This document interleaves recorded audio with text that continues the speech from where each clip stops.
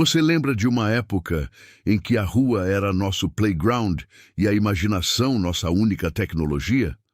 Uma era onde o sol pintava o céu de laranja e roxo ao crepúsculo, e as sombras dançantes das árvores convidavam à aventura em vez de ao tédio. Vamos reviver as brincadeiras que marcaram gerações e nos fizeram mais felizes, em um tempo onde o asfalto dava lugar à terra batida e os quintais amplos eram cenários de reinos imaginários.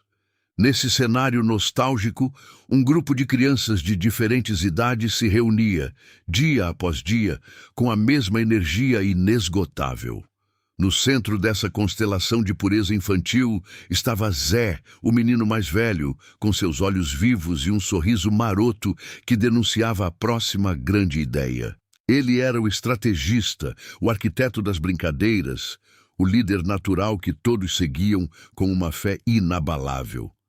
Ao seu lado, Maria, a sonhadora, com seus cabelos cacheados e a habilidade de transformar qualquer pedaço de pano em uma capa de princesa ou bandeira de um forte secreto.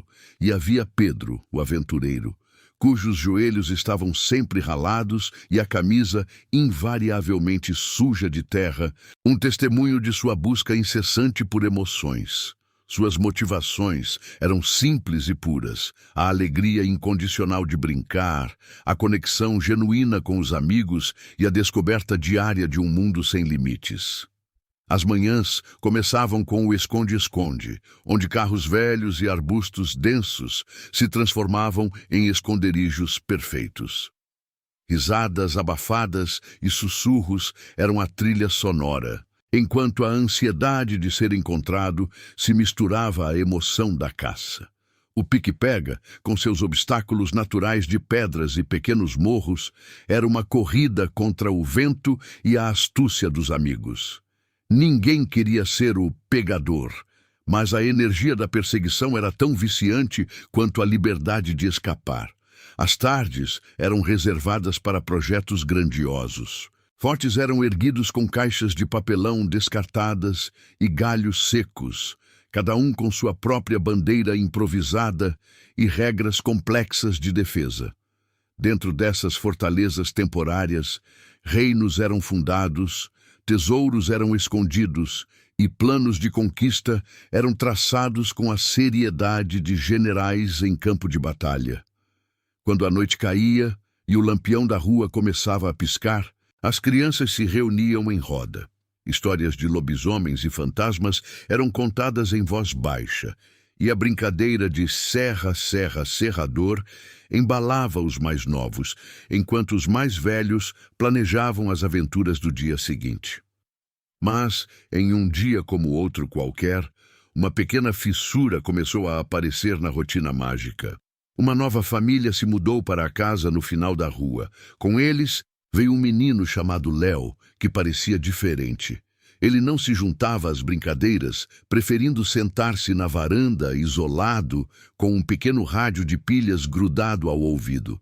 As crianças do bairro o observavam com curiosidade, sem entender o motivo de seu isolamento.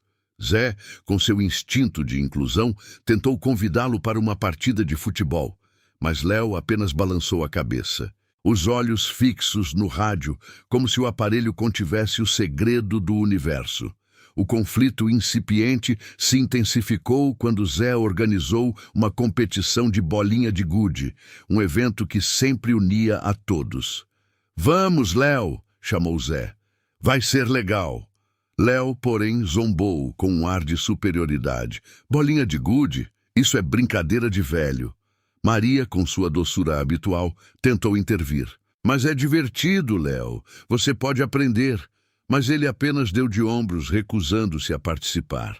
A indiferença de Léo gerou uma pequena, mas perceptível, fissura na união do grupo. Uma pergunta silenciosa pairou no ar entre as crianças. "Será que Léo nunca vai se juntar a nós?" Antes de continuarmos, inscreva-se no canal e diga-nos nos comentários de onde você está assistindo. A persistência da amizade, no entanto, era uma força tão poderosa quanto a gravidade que os prendia à terra. Zé e os outros não desistiriam de Léo tão facilmente. Eles o observavam de longe, não com julgamento, mas com uma curiosidade genuína, tentando decifrar o mistério de seu mundo solitário. Havia uma crença inabalável no grupo de que a alegria era contagiosa e que, mais cedo ou mais tarde, Léo sucumbiria ao chamado irresistível da brincadeira. Pedro, o aventureiro incansável, decidiu tomar a iniciativa. Um dia, ele se aproximou de Léo, que estava sentado em seu lugar habitual, o rádio agora com fones de ouvido. "Ei, Léo!" chamou Pedro, sua voz cheia de entusiasmo. "Estamos organizando uma caça ao tesouro na florestinha, perto do rio. Tem um mapa que Zé desenhou, com charadas e tudo. Quer vir?" Léo ergueu os olhos por um momento, um lampejo de algo quase parecido com interesse atravessou seu rosto, mas rapidamente se desfez. "Não, obrigado", respondeu ele de forma monossilábica e voltou a se isolar em sua bolha sonora. O desapontamento de Pedro era visível, mas não o suficiente para extinguir a chama de sua determinação. A motivação do grupo permanecia intacta. A crença na força da amizade e na alegria pura e descomplicada que as brincadeiras de rua proporcionavam. Eles sabiam, em seus corações infantis, que a conexão humana era mais valiosa do que qualquer objeto, por mais fascinante que fosse. O desafio, contudo, começou a crescer e a se manifestar de formas mais tangíveis. Certa tarde, um pequeno grupo de crianças mais novas se aglomerou em volta de Léo. Ele não estava mais com o rádio, mas com um objeto retangular e luminoso nas mãos. Um jogo eletrônico portátil. As luzes piscantes e os sons estranhos hipnotizaram os pequenos, que observavam com os olhos arregalados. O grupo principal, Zé, Maria e Pedro, sentiu um calafrio. A novidade de Léo não era mais apenas uma excentricidade. Era uma ameaça sutil à união do grupo, um convite a um tipo diferente de diversão, mais individualista e menos colaborativa. O conflito central se tornava evidente. A tentação da tecnologia, com sua promessa de entretenimento instantâneo e individual, contra a simplicidade, a colaboração e a rica interação das brincadeiras tradicionais. Zé, com sua visão estratégica, percebeu que precisava agir, e rápido, para manter o grupo unido e reafirmar o valor de suas próprias aventuras. Foi então que Zé teve uma ideia grandiosa, uma que exigiria a colaboração de todos e prometia um espetáculo inesquecível. Ele propôs a construção da maior pipa do bairro, uma obra-prima de papel e bambu que alçaria voo e dominaria o céu. A notícia se espalhou como pólvora e a empolgação tomou conta das crianças. Maria, com sua criatividade inata, prontamente desenhou o projeto da pipa, imaginando um dragão colorido que dançaria com o vento. Pedro, com seu espírito aventureiro, encarregou-se de buscar os melhores materiais. Bambus flexíveis, papel de seda de todas as cores e a linha mais resistente que pudesse encontrar. Dias se passaram em um frenesi de atividades. As crianças trabalhavam juntas, cortando, colando, amarrando, cada uma contribuindo com seu talento e energia. A princípio, Léo observava de longe, cético, com os fones de ouvido novamente em seus ouvidos, como se a música ou o áudio de seu rádio o protegessem do contágio daquela alegria coletiva. Ele parecia alheio à febre da pipa que varria o bairro. Mas durante a construção, um acidente aconteceu. Um movimento desajeitado, um corte impreciso e a pipa quase pronta se rasgou. Um buraco feio e irregular apareceu na asa do dragão de papel. O desânimo tomou conta do grupo. O silêncio, antes preenchido por risadas e conversas animadas, agora era pesado e desolador. Os ombros caíram e alguns dos mais novos quase choraram. A dúvida pairou no ar, mais densa que a poeira da rua. Será que a pipa nunca vai voar? O sonho de ver o dragão de Maria dançar no céu parecia de repente distante e inatingível. O desânimo era palpável, um véu cinzento que cobria a empolgação de outrora. As crianças fitavam a pipa rasgada, o sonho de seu dragão voador desfeito em um instante. Foi então que, como um raio em céu nublado, uma figura se aproximou. Era Léo. Ele não carregava o rádio nem os fones de ouvido. Seus olhos, antes distantes, agora mostravam uma curiosidade e uma ponta de preocupação. Para a surpresa de todos, ele trazia consigo uma pequena caixa de ferramentas e um rolo de fita adesiva prateada, daquelas bem fortes, que o pai usava para concertos. Sem dizer uma palavra, Léo se ajoelhou ao lado da pipa. Com uma precisão surpreendente, ele avaliou o rasgo. Suas mãos, que antes pareciam destinadas apenas a manipular botões e telas, agora trabalhavam com uma destreza inesperada. Ele tirou um pedaço da fita adesiva, mediu com o olhar e a aplicou com firmeza, unindo as partes rasgadas do papel de seda. A cada movimento, um pedaço do desânimo das crianças se desfazia, substituído por uma mistura de espanto e esperança. A motivação de Léo naquele momento não era mais o isolamento ou a indiferença, era um vislumbre da alegria e da camaradagem que ele havia perdido. Uma conexão humana que o rádio e o jogo eletrônico nunca poderiam oferecer. Ele estava ali, não como um observador cético, mas como um participante ativo, surpreendendo a todos com sua habilidade manual e, mais importante, com sua vontade de ajudar.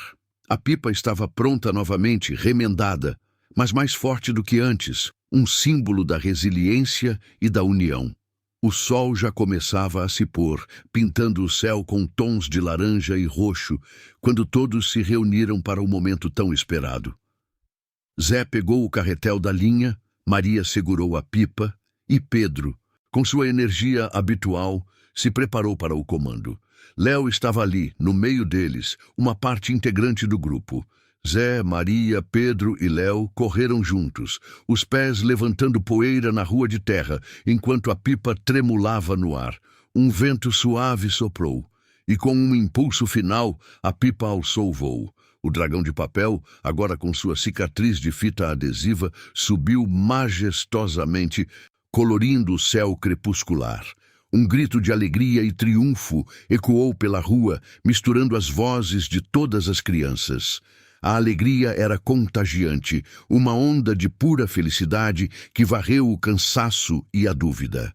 Léo, observando a pipa dançar no alto, sentiu uma emoção que nunca havia experimentado com seu rádio ou jogo eletrônico. Seus olhos brilhavam, não com a luz de uma tela, mas com o reflexo do pôr do sol e da pipa no céu. Um sorriso genuíno se abriu em seu rosto. E ele riu, uma risada leve e descontraída, trocando o silêncio de seus fones pela melodia das risadas dos amigos. Ele finalmente se entregou à brincadeira, sentindo-se parte de algo maior, uma comunidade unida por um objetivo comum e pela pura alegria de estar junto. A partir daquele dia, Léo se tornou parte integrante do grupo. Ele não abandonou completamente seu rádio, mas agora ele era apenas um item a mais, não o centro de seu mundo. Ele ensinava novos truques e jogos que havia aprendido em outros lugares e, em troca, aprendia as velhas brincadeiras de rua, a arte de jogar bolinha de gude, a emoção do pique-esconde ao anoitecer. A rua voltou a ser o palco de incontáveis aventuras, risadas e descobertas. A tecnologia, antes uma ameaça à união, agora era apenas uma lembrança distante, ofuscada pela vivacidade das interações humanas. Quem viveu sabe que a verdadeira conexão não está nos fios ou nas telas, mas nos laços invisíveis e fortes que a gente tece brincando, correndo e compartilhando momentos. Essas lembranças são o nosso tesouro, a prova de que a felicidade era mais simples e pura, encontrada em um pedaço de papel que voava no céu ou em um forte de caixas de papelão. E se a gente pudesse voltar no tempo por um dia, para sentir essa alegria de novo, para correr pela rua de terra, com o vento no rosto e a risada dos amigos no ar? Essa é uma pergunta que só o coração de uma criança ou de um adulto que nunca esqueceu sua criança interior pode responder verdadeiramente.